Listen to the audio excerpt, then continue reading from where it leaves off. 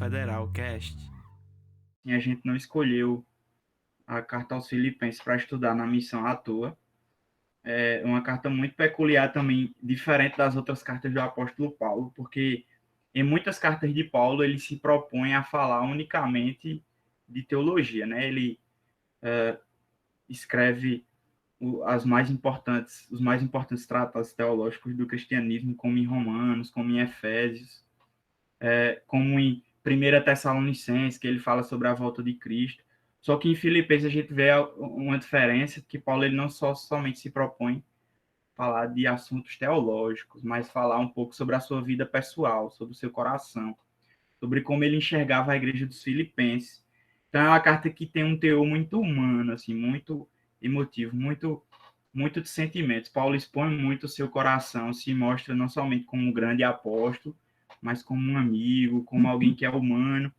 A sua santidade o conduz não a ser um ser que suporta tudo e enfrenta tudo, mas um ser humano que sente coisas, que tem sentimentos, que tem emoções, que ama, que chora.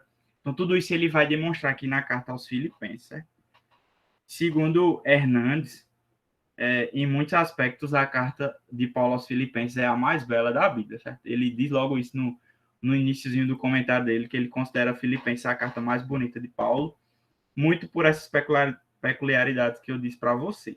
O que é que a gente vai fazer hoje? Nosso primeiro estudo aqui. A gente vai se propor a estudar um panorama geral da carta, estudar como foi que a igreja de Filipos surgiu, e esse surgimento da igreja está muito bem relatado lá no livro de Atos, especificamente no capítulo 16.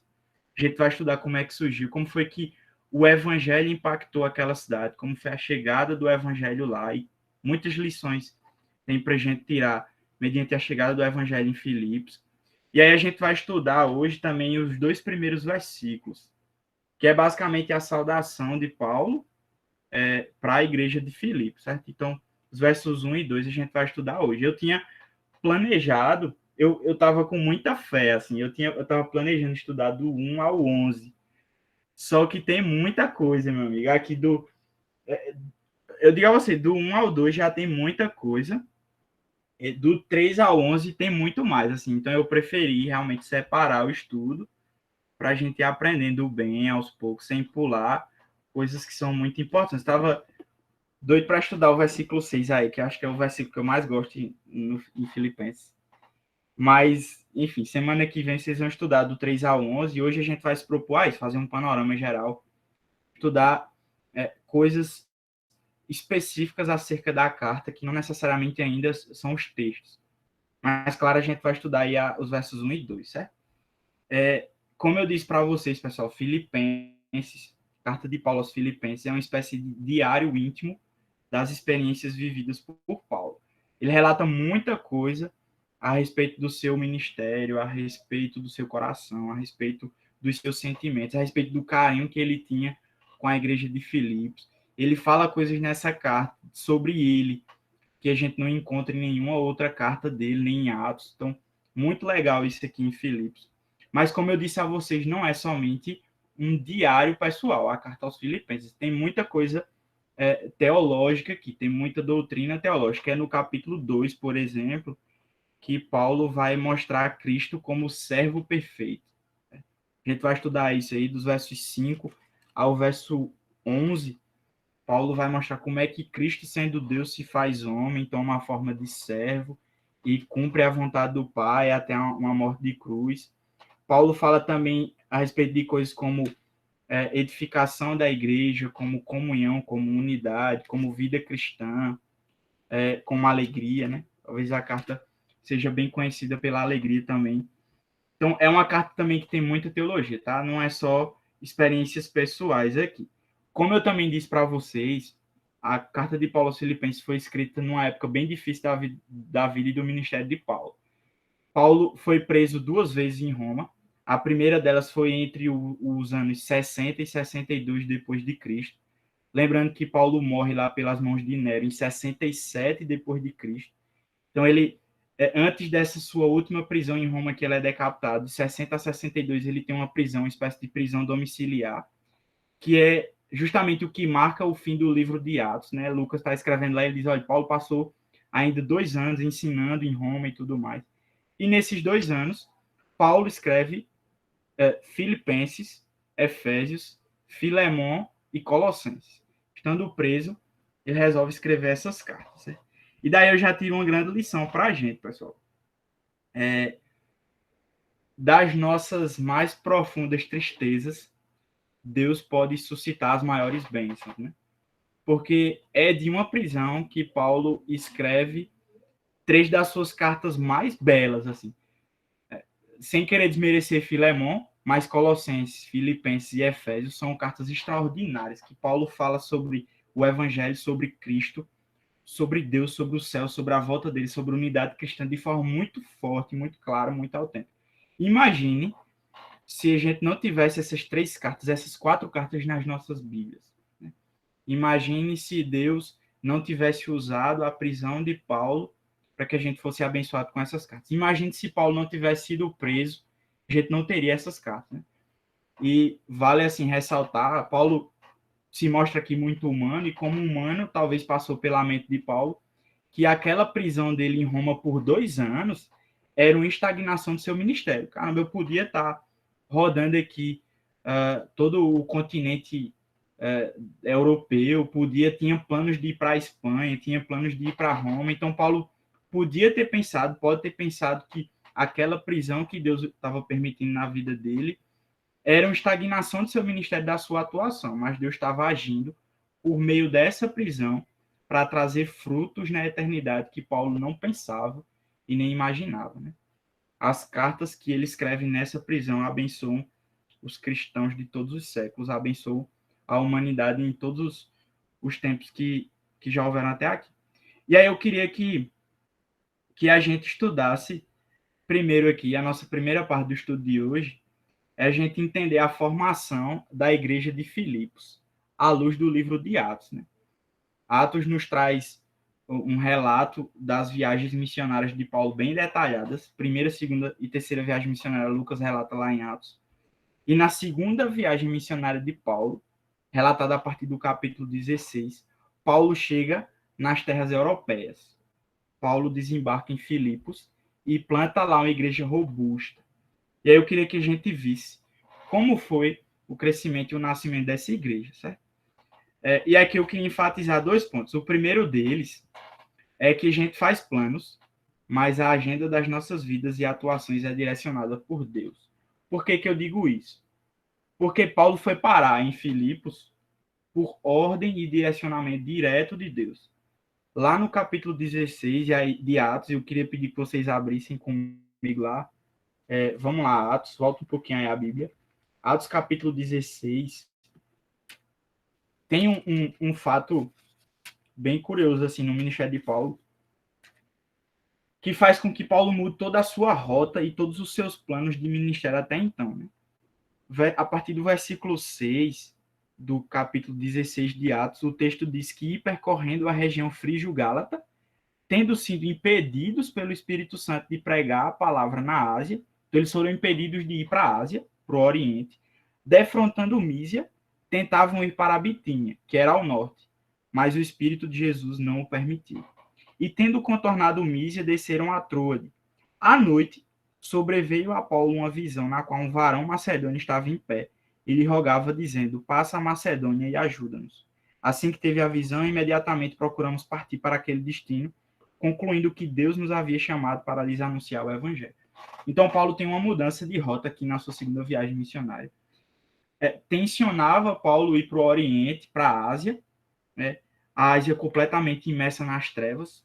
Paulo via na Ásia um potencial evangelístico gigantesco e era para lá que ele queria ir, mas Deus simplesmente o impede. Lucas não dá detalhes de que tipo de impedimento foi esse, que o Espírito de Jesus não permitiu, como ele diz, mas fato é que Deus o impede e Deus o direciona para outro lugar. À noite, Paulo tem uma visão e vai parar na Macedônia, e aí o evangelho entra na Europa, certo? Paulo abre mão dos seus planos, dos seus sonhos evangelísticos e abraça os de Deus, confiando que Deus era soberano e sabia o que estava fazendo. Paulo tinha Não que a intenção de Paulo fosse errada em ir para a Ásia, mas que Deus de fato tinha outros propósitos para a atuação missionária dele.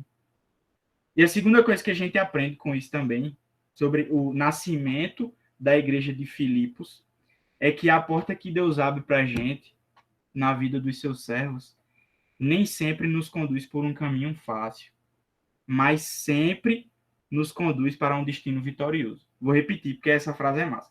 A porta que Deus abre para a gente, para os seus servos, nem sempre nos conduz por um caminho fácil, mas sempre a um destino vitorioso. Note que, ainda em Atos 16, Paulo é direcionado para Macedônia, e com Macedônia leia-se Europa, certo? Leia-se Ocidente. E aí, se vocês continuam lendo aí Atos 16, o capítulo 16, diz que Paulo ele chega a Filipos. Olha o verso 11. Tendo navegado, ele teve a visão, e tendo navegado para Troade, seguimos em direitura a Samotrácia, no dia seguinte a Neápolis. Aí, verso 12, e dali a Filipos, cidade da Macedônia, primeira do distrito de Colônia. Nesta cidade permanecemos alguns dias. Então, Paulo é direcionado para Filipos. Filipos é a primeira cidade que Paulo bota o pé na Europa, e lá ele se estabelece. Por quê? Porque Paulo era um missionário visionário, certo?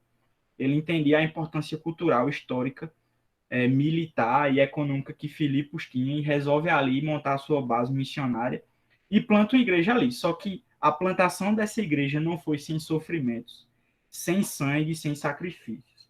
A gente vê que Paulo é preso depois de expulsar espíritos imundos adivinhadores de uma jovem que era escrava. Vai com Silas para a prisão, e lá Paulo é açoitado. Paulo sofre. E aí eu fico pensando, Deus direciona Paulo para um lugar onde ele vai ser preso e açoitado. Deus impede Paulo de ir para um lugar que ele entendia que seria o melhor, que ele via portas abertas, que ele via uma oportunidade muito boa de pregar o evangelho, mas Deus simplesmente direciona para um lugar onde ele vai ser preso e açoitado. Fato é que, na vida dos seus servos, Deus nem sempre nos conduz por caminhos fáceis, mas sempre a destinos vitoriosos, porque é naquela cidade que uma das igrejas que mais deu alegria ao apóstolo Paulo é plantada. É em Filipos e, posteriormente, em Tessalônica, que Paulo planta duas das igrejas que mais o ajudaram no seu ministério e que mais tinham maturidade espiritual para viver os ensinamentos que Paulo pregava mediante inspiração do Espírito. Então foram essas igrejas, mediante sangue, sacrifício, suor, açoite, que Paulo planta igrejas que vão ser a sua coroa. Ele, inclusive, ele chega a dizer aqui em Filipos que os filipenses eram a coroa dele, assim, ele se orgulhava, ele tinha aquele orgulho santo, aquela alegria no espírito de ver aquela igreja crescendo. E aí, irmãos, tanto e eu queria que vocês vissem a alegria de Paulo ao falar da igreja de Filipos, que lá em Filipenses capítulo 4, abra aí comigo, passem um pouquinho, capítulo 4 da carta aos Filipenses, no versículo 18, Paulo ele vem falar uma coisa muito bonita, assim, como eu falei para vocês, isso é uma carta também pessoal, né? E ele vai falar coisas assim muito íntimas para a igreja. E o verso 18, ele diz uma coisa que eu acho muito bonita, ele diz: do capítulo 4. Recebi tudo e tenho abundância. Estou suprido, desde que Epafrodito me passou às mãos o que me veio de vossa parte como aroma suave, como sacrifício aceitável e aprazível a Deus. Imagine a distância de Filipos para Roma, não era perto. Naquele tempo não tinha carro, não tinha avião, não tinha aeroporto. Para você fazer uma viagem cerca de 700 quilômetros aqui, você ia gastar meses para fazer essa viagem. Mas a igreja de Filipos tem a sensibilidade de entender que, naquele momento, o apóstolo Paulo precisava da igreja. Aquele homem que tanto tinha abençoado a igreja, que tinha plantado aquela igreja, que tinha sido usado por Deus para pregar o evangelho, agora estava preso e precisava da ajuda da igreja. E a igreja, de forma prática, envia Epafrodito, o seu pastor, para socorrer Paulo. E isso marca Paulo profundamente, a ponto de Paulo dizer: olhe, a oferta de vocês chegou a Deus como sacrifício aceitável e aprazível. Quando vocês ofertaram a mim, quando vocês adoraram a Deus pela sensibilidade do coração de vocês em perceber as minhas necessidades, Deus recebeu isso como adoração e louvor. Então, essa igreja, apesar de ter sido plantada com suor, sangue e sacrifício, foi a igreja que mais ajudou o apóstolo Paulo no seu ministério. Filipos foi a porta de entrada do evangelho na Europa. Hernandes, no comentário dele, chega a dizer uma coisa que eu achei muito interessante. Ele diz assim, abre aspas, foi uma decisão insondável e soberana de Deus de direcionar a obra missionária para o Ocidente e não para o Oriente. A história das civilizações ocidentais foi decisivamente influenciada por essa escolha, enquanto que boa parte das nações orientais estão imersas em trevas. Então, talvez se Deus não tivesse direcionado Paulo para a Europa, como fez, apesar da prisão, dos açoites, do sangue, do sacrifício, talvez o Brasil não fosse um país influenciado pela cultura cristã como é. Talvez o Ocidente e toda a civilização ocidental não tivesse sido impactado pelo Evangelho. Talvez o Evangelho não tivesse tanta influência na nossa cultura, nas nossas leis, nas nossas formas de governar. A democracia, por exemplo, é algo diretamente ligado à influência do cristianismo na sociedade. Então, se não fosse isso, talvez a gente tivesse em trevas profundas, como a gente hoje vê no Oriente. Então, Hernandes destaca isso. Foi uma decisão soberana de Deus direcionar o eixo missionário da igreja para o Ocidente, naquele momento. Como eu disse para vocês, Filipos era uma cidade muito estratégica. Tinha uma imensa importância cultural, histórica e econômica. Ela era uma colônia romana. Poucas cidades tinham o privilégio, na época, de ser colônia romana. Colônia romana era uma espécie de miniatura de Roma, certo? Apenas algumas cidades tinham esse título, Roma, Filipos, outras cidades que eu não me recordo aqui. Mas essas cidades, elas tinham importância econômica muito grande. Elas tinham ligação direta com a capital do império. Elas tinham base militar formada naquele lugar. Obviamente, era uma cidade grande, pujante economicamente, e todos os militares e servidores públicos romanos, quando se aposentavam, iam morar em cidades que eram colônias romanas. Então, a cidade de Filipos era uma cidade muito importante. E Paulo entendia que plantando uma igreja naquela cidade, o evangelho se espalharia de forma mais fácil pelo mundo. Gente, uma outra coisa que eu quero ver com vocês é o poder do evangelho no nascimento, na criação dessa igreja. Atos 16 também mostra para a gente as primeiras conversões da igreja. Mostra para a gente a transformação que Deus opera em corações e em pessoas completamente distintas. Esse capítulo 16 de Atos aqui, que mostra o crescimento da igreja, mostra o poder do evangelho, a capacidade do evangelho em salvar pessoas de diferentes etnias, diferentes experiências religiosas, diferentes classes sociais e com experiências completamente distintas.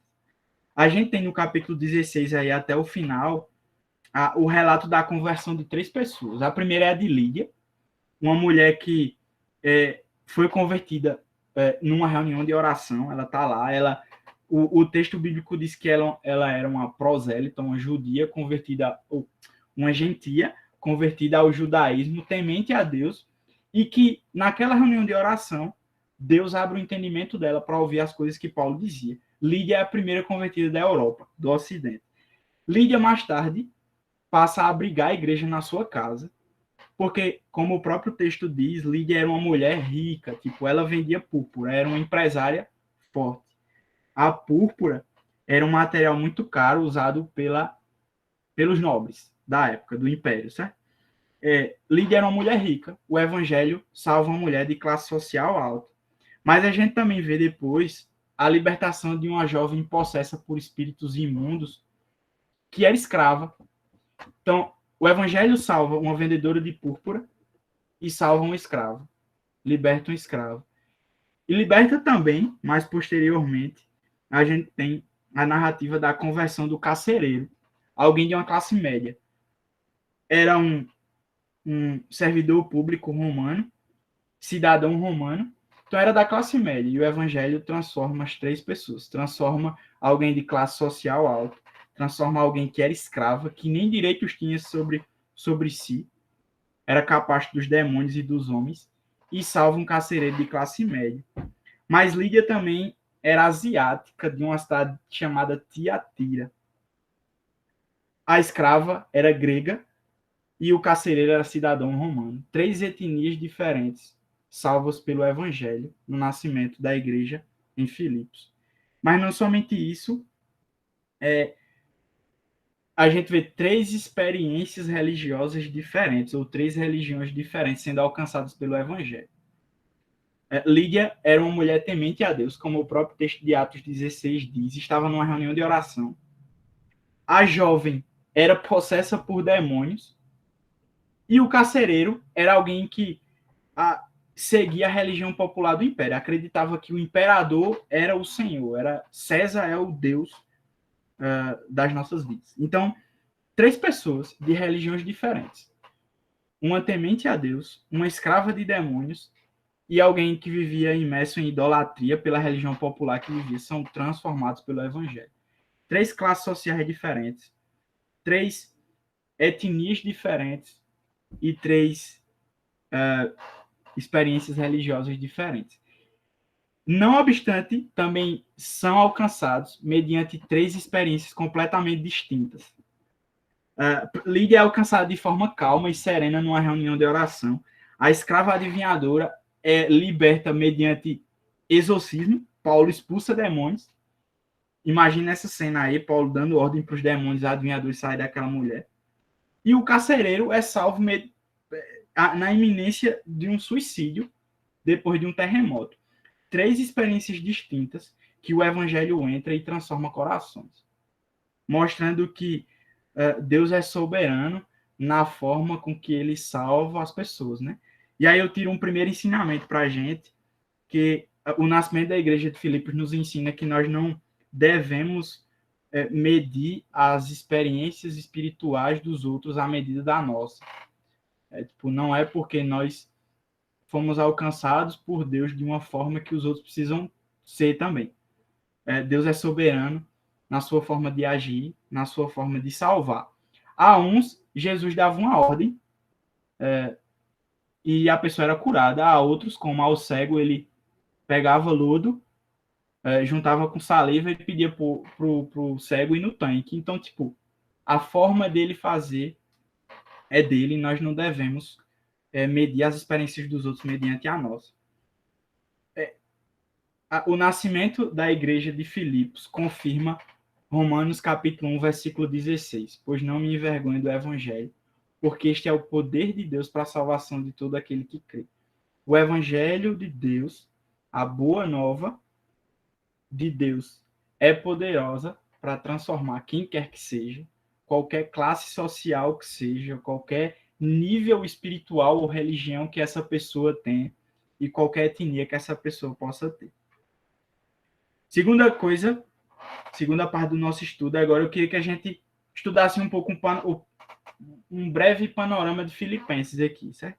Primeiro, quem foi o escritor da carta? Parece muito óbvio que foi Paulo, né? Mas algumas pessoas chegaram a questionar a autoria dessa carta, mas há abundantes evidências que provam conclusivamente que Paulo é o autor. Como eu disse para vocês, essa carta foi escrita na prisão entre 60 e 62 depois de Cristo, e ela foi a sua última carta escrita na prisão. E algumas das razões do porquê dizem que foi a última carta escrita na prisão é que deu tempo da igreja de Filipos saber que Paulo estava preso e enviar alguém, e isso demora um bom tempo, só saber enviar alguém. Como eu disse para vocês, as viagens naquele tempo não eram curtas. E também porque Paulo faz referências a isso, certo? Ele faz referência de que a sua liberdade estava chegando ali, e ele faz referências a igrejas que ele já tinha escrito, que ele já tinha falado, que ele se refere a igrejas nas quais ele já tinha escrito, como Efésios, Colossenses e tudo mais. Então, foi a última carta escrita dele na prisão. E aí, por que ele escreveu essa carta?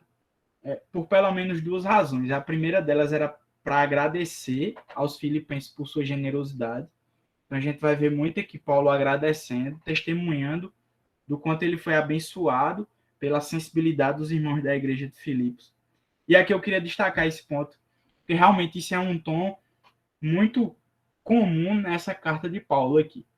Ele destaca como prova da graça de Deus na vida daquela igreja e na vida daquelas pessoas, a disposição delas em exercer misericórdia, em ser generosas, em socorrer Paulo na sua necessidade. Abra comigo em Filipenses 4:15, os versos 15 e 16, a gente vê isso de forma bem clara também. Paulo falando sobre essa generosidade dos irmãos de Filipos, agradecendo a eles. Capítulo 4, versos 15 e 16, diz o seguinte: E sabeis também vós, ó Filipenses, que no início do evangelho, quando parti da Macedônia, nenhuma igreja se associou comigo no tocante a dar e receber, senão unicamente vocês. Porque até para Tessalônica mandastes não somente uma vez, mas duas, o bastante para as minhas necessidades. Então, Paulo faz clara referência aqui, que os filipenses foi a única igreja que socorreu o apóstolo Paulo nas suas necessidades materiais. E Paulo mostra aqui como a adoração a Deus também é feita por meio dos nossos bens, por meio daquilo que a gente possui. E aí eu queria abrir com vocês numa outra menção que Paulo faz aqui, a generosidade da igreja de Filipos, que está escrita lá em 2 Coríntios, capítulo 8. Eu tive lendo 2 Coríntios 8 há um tempo atrás, e esse trecho de texto do capítulo 8 me chamou muita atenção e me fez refletir bastante a respeito da generosidade cristã, da misericórdia, do fato de socorrer os irmãos nas suas necessidades. 2 Coríntios capítulo 8, dos versos 1 a 5, Paulo está escrevendo aos Coríntios, obviamente, que ele diz assim: Também, irmãos, vos fazemos conhecer a graça de Deus concedida às igrejas da Macedônia, porque no meio de muita prova de tribulação, manifestaram abundância de alegria, e a profunda pobreza deles superabundou em grande riqueza da sua generosidade. Porque eles, testemunho eu, na medida de suas posses, e mesmo acima delas, se mostraram voluntários, pedindo-nos com muitos rogos a graça de participarem da assistência aos santos. E não somente fizeram como nós esperávamos, mas também deram-se a si mesmos, primeiro ao Senhor, depois a nós, pela vontade de Deus. Então veja o nível de declaração que o apóstolo Paulo faz a respeito da igreja de Filipos. Olha, apesar da pobreza deles, apesar da perseguição que eles enfrentavam como cristãos numa época completamente pagã, eles me pedem com muitos apelos ou rogos, como é o termo usado aqui, para participar da assistência material aos irmãos. Tipo, o desejo daquela igreja era tão grande de contribuir, de socorrer, de ser útil na vida dos irmãos, que eles pedem com muita veemência para participarem dessa assistência.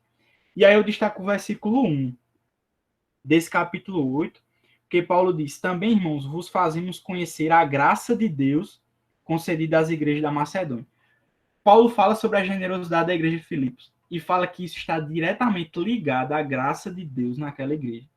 Então, Paulo está mostrando aqui como a generosidade e a proatividade em ajudar os irmãos necessitados é uma prova direta de que a graça de Deus opera na vida daquela pessoa. A generosidade como fruto de alguém que conhece a Deus. A misericórdia como resultado da experiência de constrangimento feito pelo evangelho no coração, que gera alguém desejoso em ser útil para a vida do outro. Então, também, irmãos, vos fazemos conhecer a graça de Deus. A graça de Deus era presente na igreja de Filipos, porque eram pessoas sensíveis que desejavam ser úteis na vida dos seus irmãos e faziam isso de forma prática, com os seus bens, com os seus recursos, utilizavam isso para abençoar os outros irmãos, a despeito da sua pobreza. Tipo, talvez eram os filipenses que precisavam de ajuda financeira.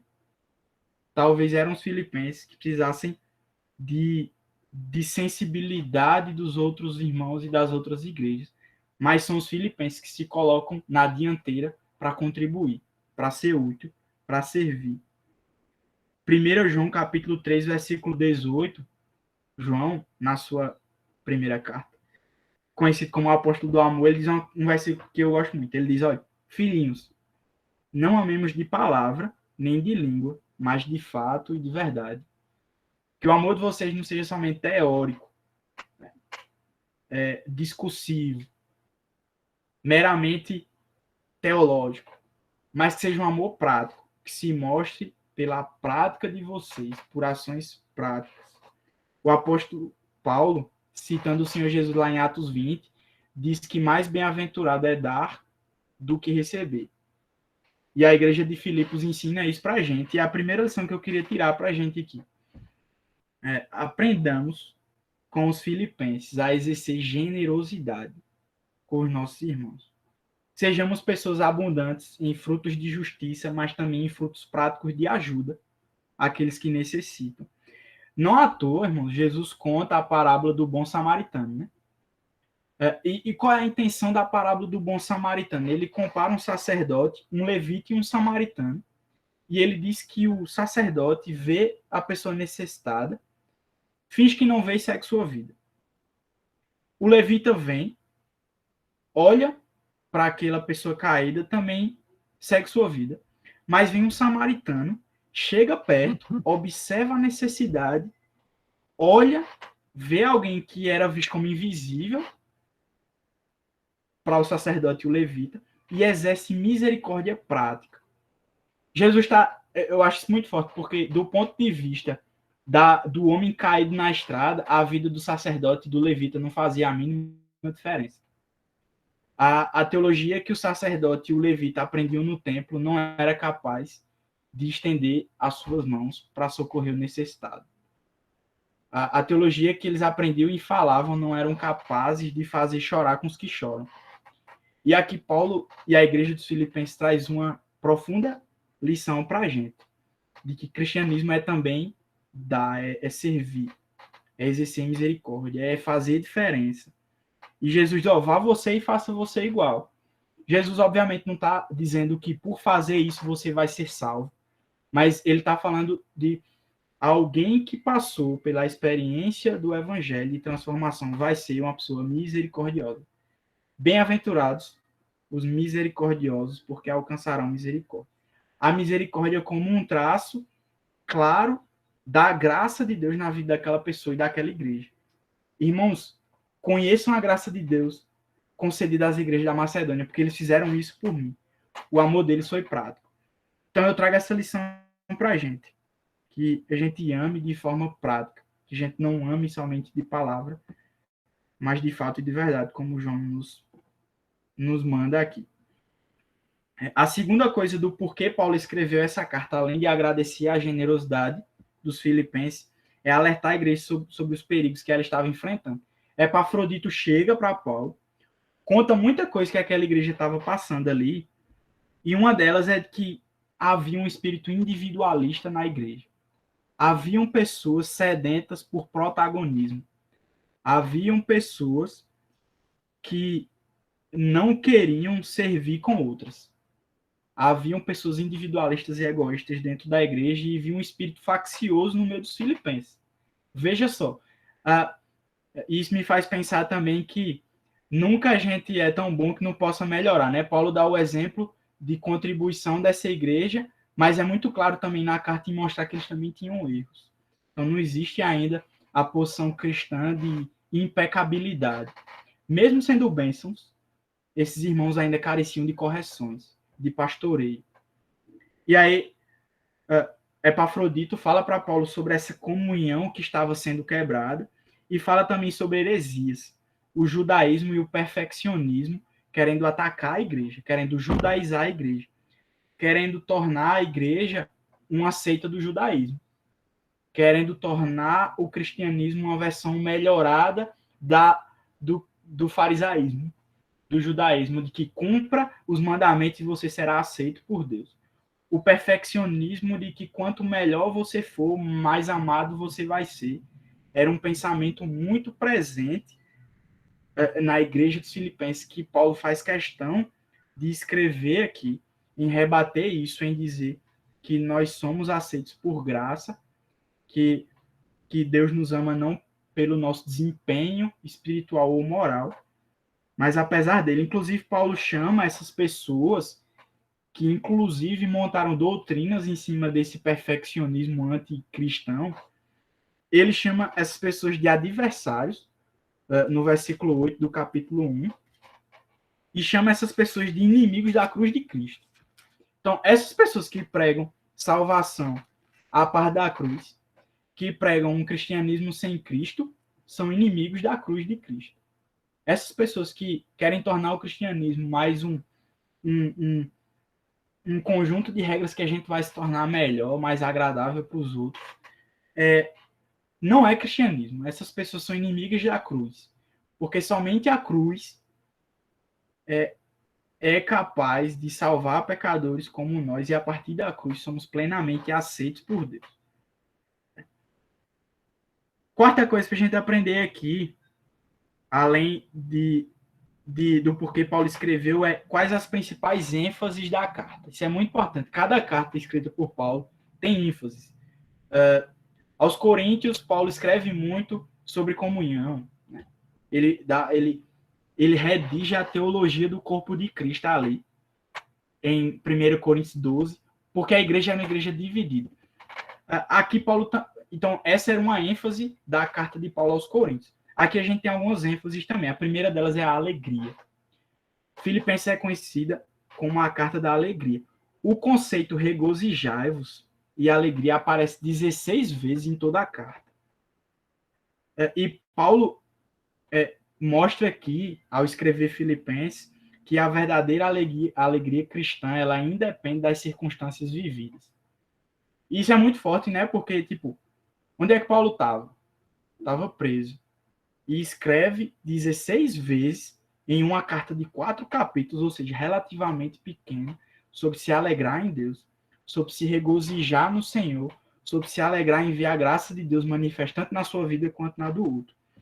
Paulo fala sobre a alegria ultracircunstancial, que independe das circunstâncias, como ele fala no capítulo 1, que independe de pessoas que roubam a sua alegria, como ele fala no capítulo 2, que independe das preocupações com as coisas terrenas, como ele vai falar no capítulo 3, e que independe da ansiedade, que tenta a todo momento asfixiar o nosso coração.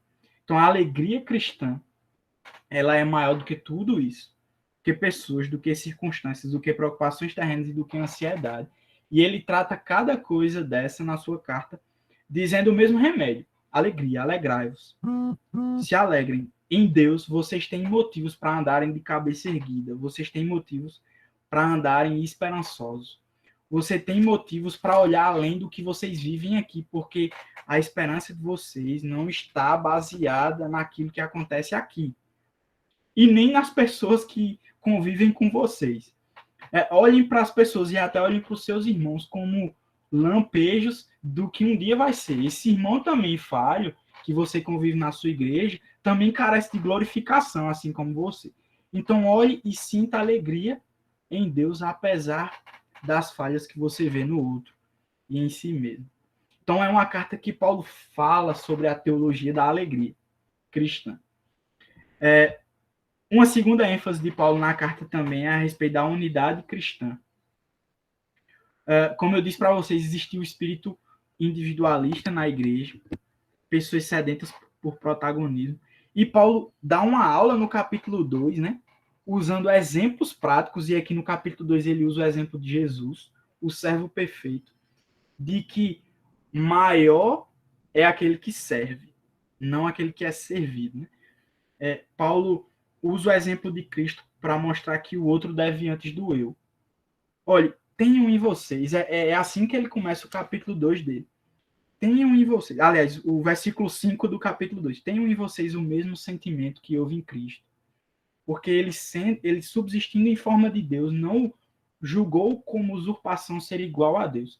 Olhem para esse exemplo e acabem com o sentimento orgulhoso que vocês carregam no coração de vocês, com o sentimento e, e, e a ênfase que vocês dão nos méritos de vocês ou na tendência que vocês têm de se gloriar nos seus méritos. Olhem para Cristo, porque sendo quem ele é, se fez servo e serviu a vocês.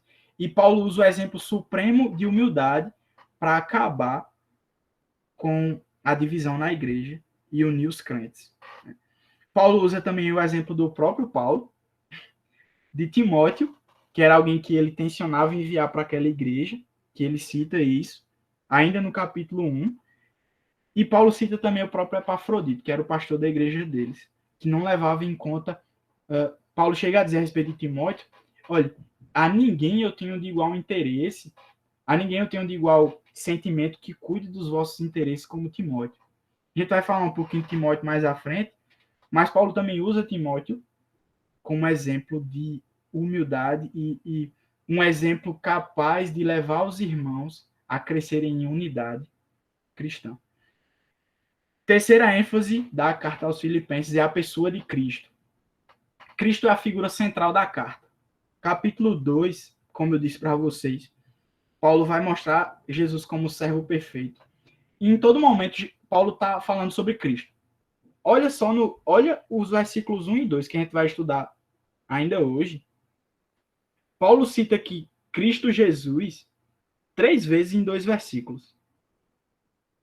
Paulo e Timóteo, servos de Cristo Jesus, a todos os santos em Cristo Jesus. Aí no 2 ele fala, graça e paz a vós da parte de Deus e do Senhor Jesus Cristo. Então, em todo momento, Paulo está dizendo, é a Jesus. O cristianismo tem como ponto de partida Cristo, ele é a razão de ser da nossa caminhada. É Cristo, tudo depende dele, Cristo é a razão do nosso cristianismo. Quarta ênfase dessa carta também é a respeito da segunda vinda de Cristo. Há 6 referências em toda a carta aos Filipenses sobre a volta de Cristo. A primeira delas está no versículo 6 aí, que Paulo fala que o Pai está trabalhando incessantemente para terminar a obra que ele começou em nós para aquele dia.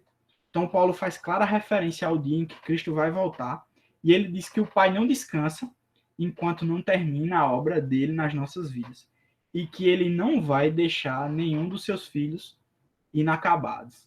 Mas até aquele dia, ele vai cumprir e vai terminar a obra que ele começou em nós. Então, versículo 6 é uma clara referência à volta de Cristo aqui.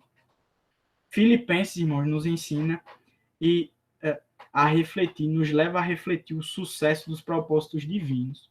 A igreja de Filipos, como eu disse para vocês, se tornou grande cooperadora e grande amiga do apóstolo Paulo.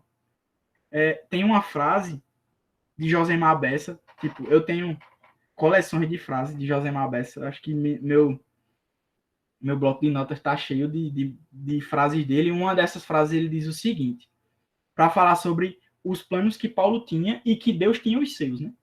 Paulo não queria ir para a Europa, mas Deus tinha o propósito dele ir para lá. Josemar Bessa diz assim, você pode ter planos, contanto que continue satisfeito e feliz se Deus impedi-los. Então, não é que Deus impeça os planos, mas Deus nos quer ver alegres e gratos e contentes, mesmo que ele os impeça. Achei fantástica essa frase, que Paulo era alguém que entendia isso muito bem, né? A gente não vê em nenhum momento, mesmo sendo contrariado, mesmo sendo tendo a sua rota missionária direcionada para outro lugar, redirecionada, ele não mostra murmuração, ele não mostra descontentamento, mas ele demonstra plena confiança. Olha, talvez eu não esteja vendo o que Deus quer fazer comigo dentro dessa cidade que eu estou preso aqui, mas certamente ele tem, e eu vou confiar, e eu vou caminhar. Certamente você pode não entender as circunstâncias, algumas circunstâncias nas quais você vive. Algumas coisas você gostaria de mudar, eu gostaria de mudar muita coisa, mas essas coisas estão aí porque Deus permitiu. E é bom que lutemos, que caminhemos, mas é melhor ainda quando a gente descansa e confia que mesmo que Deus não tire esse espinho na carne, a gente vai se alegrar e confiar na sua graça, como o próprio apóstolo Paulo aprendeu, né? Filipenses nos mostra, irmãos, também, que nenhuma circunstância pode frustrar os planos de Deus. Paulo escreveu essa carta preso, mas a palavra de Deus estava solta, né? Talvez o desejo de Paulo era seguir sua jornada missionária de uma outra forma, mas Deus guiou que fosse dessa forma. Mediante essa forma, 4 cartas são escritas. 4 dos 27 livros do Novo Testamento são redigidos numa prisão. E, diante disso, uma igreja nasce, cresce, amadurece, se consolida, ajuda o apóstolo Paulo, e, inclusive, nessa situação, os próprios carcereiros e a guarda pretoriana conhecem o evangelho por meio de Paulo. Talvez Paulo olhasse assim, rapaz, eu podia estar alcançando muito mais pessoas com o evangelho aqui. Tem 2 guardas por turno, fazendo as contas da, sei lá, são 2 turnos, são 3 turnos, né? Manhã, tarde, noite, dá 6 vezes 5 na semana, 35. Eu podia alcançar 1.000 pessoas numa pregação só. Talvez Paulo fosse levado a pensar como a gente, de forma pragmática. Números, resultados. Mas Deus pensava de outra forma. Deus enxergava muito além disso. E glória a Deus, graças a Deus, que Paulo ficou preso. Porque senão a gente não tinha Filipenses. E agora eu queria que a gente passasse a analisar o texto, certo? Os primeiros 2 versos. Vamos ler aí, os versículos 1 e 2 do capítulo 1. Paulo e Timóteo, servos de Cristo Jesus, a todos os santos em Cristo Jesus, inclusive bispos e diáconos que vivem em Filipos. Graça e paz a vós outros, da parte de Deus nosso Pai e do Senhor Jesus Cristo. Tem muita coisa aqui, viu? Vamos tentar aqui. Só nesses 2 versos tem muita coisa. Primeira coisa que eu destaco de interessante é a presença de Timóteo na saudação inicial. Vocês não acharam não interessante isso aí? Paulo e Timóteo não era só Paulo, não. Como é que Timóteo? Mas não significa que a presença de Timóteo como os remetentes aqui, né, nessa parte de quem escreveu, não significa que ele foi o autor da carta, junto com Paulo. Não significa que ele foi uma espécie de coautor, mas que Paulo estava querendo mostrar para a igreja de Filipos que Timóteo estava com ele. E como Paulo tinha a intenção de enviar Timóteo mais tarde para aquela igreja, Paulo estava querendo dar assim, uma credencial para Timóteo. Olha, essa pessoa que eu vou enviar para você está comigo aqui, certo? Está aguentando a prisão comigo. Está olhando para além das circunstâncias junto comigo. E Paulo mostra isso aqui como uma forma de apresentar Timóteo à igreja dos Filipenses também. Segundo alguns comentaristas, Paulo compartilha a dignidade do título, visto que intencionava enviar Timóteo a Filipos, como ele fala no versículo 23 do versículo 2, certo? Aí eu queria falar um pouquinho de Timóteo aqui. É interessante, porque Paulo está preso e Timóteo está com ele. E a gente vê assim, irmãos, que a maioria, a grande parte dos comentaristas dizem que quando Timóteo foi recrutado para ir trabalhar na segunda viagem missionária com Paulo, ele era novinho, tinha 17 anos, mais ou menos. Alguns dizem 16, outros 17, mas é nessa faixa. E é interessante como Timóteo, tão novo, já é tido e tratado por Paulo com uma maturidade espiritual tão grande. E eu tiro uma lição para a gente. Ser íntegro e comprometido com a obra de Deus não está diretamente ligado à idade. Certo? Obviamente que maturidade também vem com a idade, mas não necessariamente alguém que é jovem não possa ser íntegro e usado por Deus e comprometido com a obra de Deus. Timóteo contraria isso e nos mostra que é possível sermos jovens, comprometidos com a obra de Deus e que coloquem o interesse da obra de Deus, da igreja de Deus e do próprio Deus acima dos nossos próprios interesses. Ou um outro fato interessante aqui da apresentação de Paulo, da saudação dele, do prefácio aqui da carta, é que ele não se define como apóstolo, né?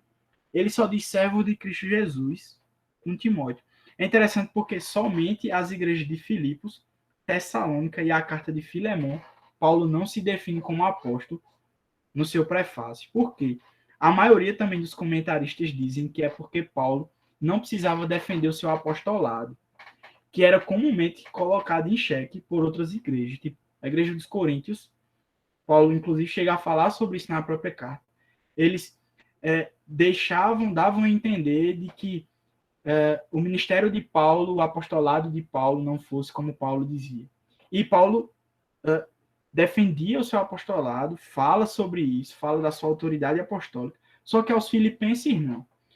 É como se Paulo falasse para amigos, para pessoas extremamente íntimas, que conhecem ele muito bem. Isso é uma parte muito interessante, uma particularidade muito interessante dessa carta aos filipenses. Paulo se define como servo ao invés de apóstolo. Ele não chega para os filipenses e está vendo, vocês têm que ouvir, vocês têm que colocar em prática tudo que eu vou escrever aqui, porque eu sou apóstolo, eu estou mandando. Mas ele se define como servo, entendendo que a igreja de Filipos tinha maturidade espiritual o suficiente para entender que Paulo era somente um servo de Deus. Paulo não precisava se utilizar da sua autoridade apostólica para que os filipenses o amassem, o aceitassem, respeitassem o seu ministério. Paulo entendia que liderar é servir. Ele entendia que o maior líder é aquele que serve. No reino de Deus, o maior é o que se faz menor, né? O Senhor Jesus Cristo deixa isso muito bem claro quando os discípulos dele discutiam entre eles quem seria o maior. Será João? Será Pedro? Será Tiago? Mas Jesus, olha, aquele que for o maior entre vocês será esse o que sirva. Então, no reino de Deus, o maior é aquele que se propõe a servir. Paulo também ele faz referência aqui a Jesus, né? Ele diz servos de Cristo Jesus. Ele é muito enfático em dizer que eles são servos de alguém. E com isso ele está querendo dizer que ele é propriedade exclusiva e absoluta de Cristo. Cristo é o seu Senhor. Ele deixa claro a sua obediência irrestrita a Cristo. E ele deixa claro que ser servo de Cristo é a maior de todas as honrarias. Tem uma coisa que eu gostaria de me apresentar para vocês, filipenses, é que eu sou um servo de Deus. Que eu sou um servo de Cristo. E que isso é o maior posto que eu poderia ocupar. Destinatários. Paulo escreve, como ele diz aí, a todos os santos em Cristo Jesus, inclusive bispos e diáconos que vivem em Filipos. É interessante que a primeira coisa aqui que Paulo fala, que ele se refere, o primeiro destinatário é a todos os santos. Ele está se referindo à igreja, aos crentes em geral. Depois ele fala com a liderança. É muito interessante porque não é aos bispos e diáconos e aos santos, mas aos santos e aos bispos e diáconos, porque a igreja não está para servir aos líderes, mas os líderes estão para servir à igreja. Não são os líderes que devem tirar proveito das ovelhas do corpo de Cristo para fim próprio, mas eles devem servir. A igreja vem primeiro. Interessante é que ele destaca todos de igual importância, a todos os santos. Paulo não se refere a um grupo seleto da igreja, mostrando que todos têm igual importância diante de Deus. Detalhe é que, como a gente viu, a igreja de Filipos era suprarracial aqui. Ela era interracial, aliás. Ela era multicultural e multidenominacional também. Pessoas, provavelmente, de origens diferentes, mas que estavam aqui unidas no corpo de Cristo. A verdade é que a igreja de Cristo, ela transcende raça, ela transcende cultura e ela transcende denominação. Ela é maior do que tudo. E Paulo entendia isso. Uma coisa interessante também é que o termo santo se refere aqui não a alguém que foi canonizado, mas a alguém que foi separado por Deus, redimido e está sendo transformado à imagem do Filho de Deus. O termo santo significa separado e Hernandes vem dizer que a santidade na Bíblia é apresentada em pelo menos dois aspectos. A primeira delas é posicional e a segunda delas é experimental. A posicional significa estarmos em Cristo e sermos separados para uma nova vida. E a experimental diz respeito a quem devemos ser por sermos de Cristo. E é interessante que Paulo deixa claro, santos em Cristo Jesus. A todos os santos em Cristo Jesus. Eu queria destacar isso. Isso é um detalhe que eu acho muito importante. É que Paulo faz questão de dizer, vocês são santos em Cristo. Não existe santidade sem Cristo. Não existe cristianismo sem Cristo. Um cristianismo sem Cristo não funciona e é vão. A razão de ser da santidade de vocês, o ponto de partida é Cristo. E aí me lembra o Senhor Jesus falando lá em João 15, versículo 5, quando ele diz: eu sou a videira e vocês os ramos. Quem permanece em mim e eu nele, esse dá muito fruto, porque sem mim nada podeis fazer. Então não existe santo sem estar em Cristo, certo? Não existe vida íntegra para Deus sem relacionamento com Deus. Os frutos de justiça precisam proceder, estarmos andando com Deus, né? Os frutos de espírito só são possíveis por andarmos no espírito. E aqui eu queria dizer, eu acho que uma verdade que eu tive pensando muito nesses dias, assim. Um santo sem a mediação do evangelho, na verdade, é um fariseu. Alguém que busca cumprir a lei de Deus sem a mediação do evangelho, sem a experiência de humilhação do evangelho, sem a experiência de convicção de pecado proposta pelo evangelho de Cristo, na ponta não vai se tornar alguém que é santo verdadeiramente. A santidade verdadeira passa pela experiência de conversão mediante o evangelho. Vida em santidade somente por meio de Cristo. E a gente vê que como a pregação de Paulo não era moralista. Paulo não dizia santos por serem, ou Paulo não dizia cumpram a vontade de Deus por cumprir, mas ele dizia cumpram a vontade de Deus por meio de Cristo. O evangelho é que deve mediar a vida moral de vocês. O evangelho é que deve dar luz à vida prática de vocês, não o contrário. Porque é mediante o evangelho que nós nos tornamos uma nova criatura. Não à toa Jesus define o padrão de bem-aventurança daquela forma. Ele é humilde de espírito, ele tem sede e fome de justiça, ele é misericordioso, ele é manso, ele é pacificador. Tudo isso são marcas de alguém que passou pela experiência de conversão. E a gente vê a tragédia de uma religião ou de uma religião sem o evangelho é a religião dos fariseus. Né? Pessoas extremamente compenetradas em cumprir regras, em cumprir tratados teológicos, em viver uma vida X. Mas essas pessoas não tinham o evangelho de Cristo. Essas pessoas não passaram, não eram mediadas por Cristo e, portanto, estavam perdidas. Um cristianismo sem Cristo é vão. Uma pregação moralista torna uma igreja moralista. Uma pregação cristocêntrica torna uma igreja humilde, misericordiosa. E o resultado de que o evangelho alcançou Filipos é que eles eram misericordiosos, tinham fome e sede de justiça, eram humildes de espírito. Por fim, irmãos, versículo 2, Paulo deseja aqui bênçãos para a igreja dos Filipos. Ele dá um termo que a gente usa muito, né? Graça e paz a vós outros. E o que significa graça e paz? O que é que ele está desejando aqui? Paulo aqui, ele une dois grandes termos de duas grandes nações. Graça vem do grego charis, e é uma saudação normal grega que significa alegria e deleite. Eram como os gregos se cumprimentavam. Paz vem do hebraico shalom, que significa paz que excede todo entendimento. É a paz que nasce da reconciliação com Deus. Paulo une essas duas palavras, gregas e hebraicas, de origens gregas e hebraicas, e dá um significado muito mais profundo no cristianismo a elas. Graça e paz. É a graça do deleite de saber que você está reconciliado com Deus, e a paz de saber que Deus o aceitou e que a eternidade o espera e que você não depende mais dessa vida para sentir alegria, segurança, regozijo e esperança. Graça e paz a vocês. Que vocês sintam isso em doses cada vez mais profundas. Inclusive, ele chega a dizer, versículo 9, isso é assunto para um outro estudo, mas ele diz, eu faço essa oração por vocês, que o vosso amor aumente mais e mais em pleno conhecimento e toda percepção. Então, o meu desejo é que vocês cresçam na percepção da profundidade dessa paz e dessa graça que é o que os alcançou.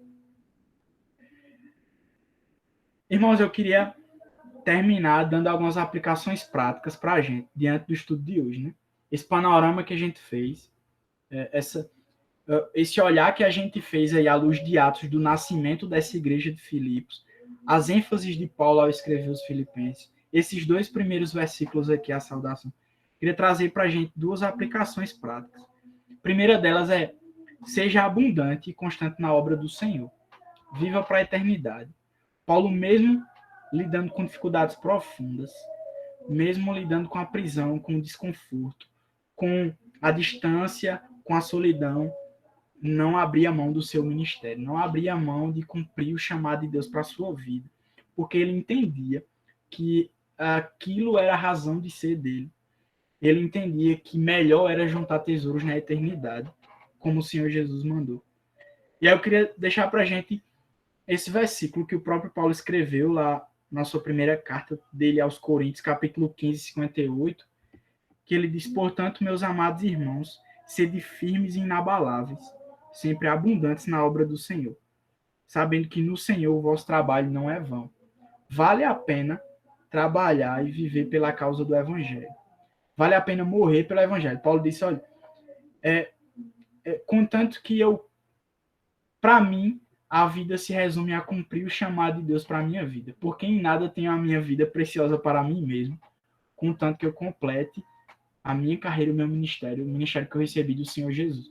Então, se a vida é para continuar sendo vivida, que seja para a glória de Deus, para o serviço de Deus e para o avanço do seu reino. Segunda coisa que eu digo aqui, nesse estudo de introdução, é: aproveite o estudo da carta aos Filipenses para crescer em amor e ser frutífero em Cristo Jesus, por meio do conhecimento que você vai adquirir ao estudar essa carta. Por que eu digo isso? Porque Paulo, ele vincula crescimento no amor em crescimento no conhecimento de Deus. Olha comigo, versículo 9.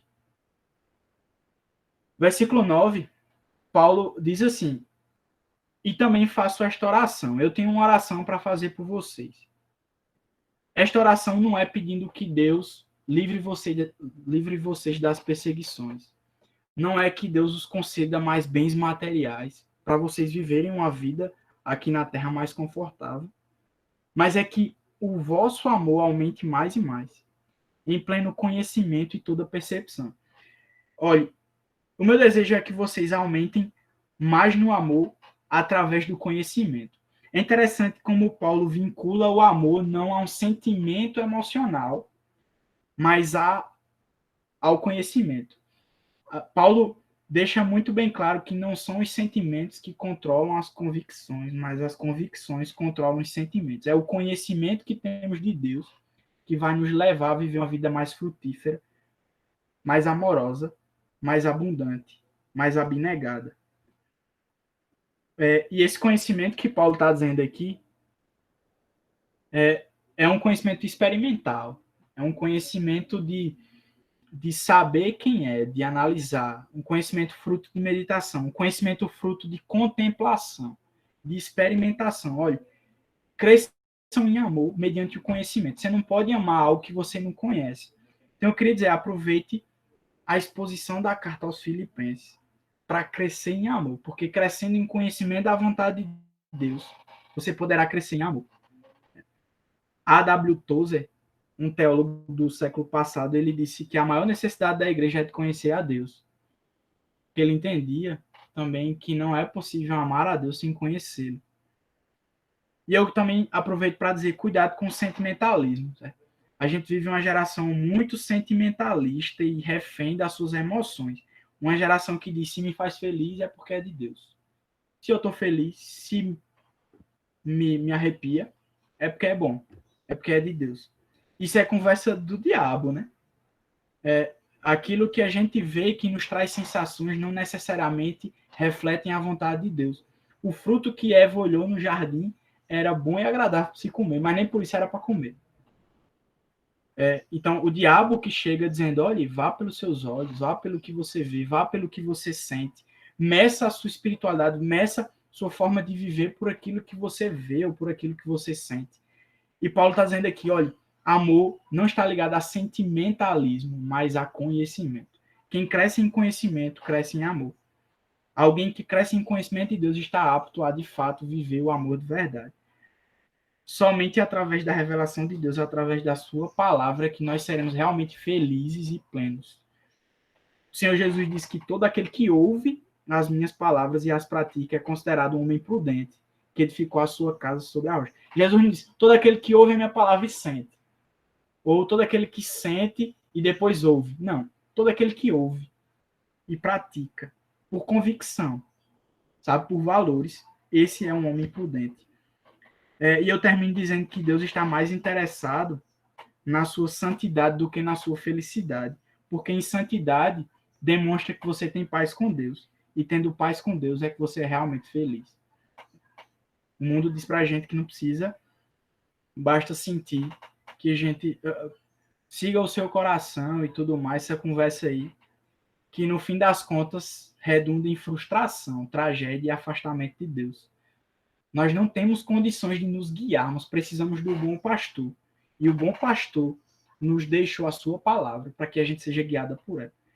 Então, fazendo essas aplicações, irmãos, queria estimular vocês a estarem acompanhando o estudo de Filipenses. Tem muita coisa preciosa aqui, tem muita coisa bonita, tem muita coisa linda, tem muita coisa profunda a respeito do reino de Deus, a respeito do apóstolo Paulo, a respeito das suas experiências missionárias, da sua caminhada com Deus, a respeito de unidade cristã, a respeito de Cristo. Então, eu queria convidar você a estar toda terça por aqui estudando com a gente a respeito de Filipenses. Certo?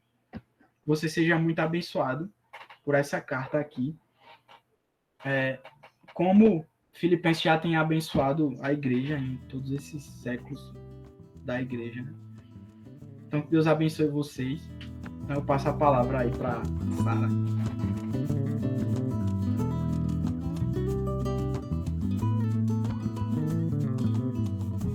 Cada membro, um missionário. Cada vida, uma missão.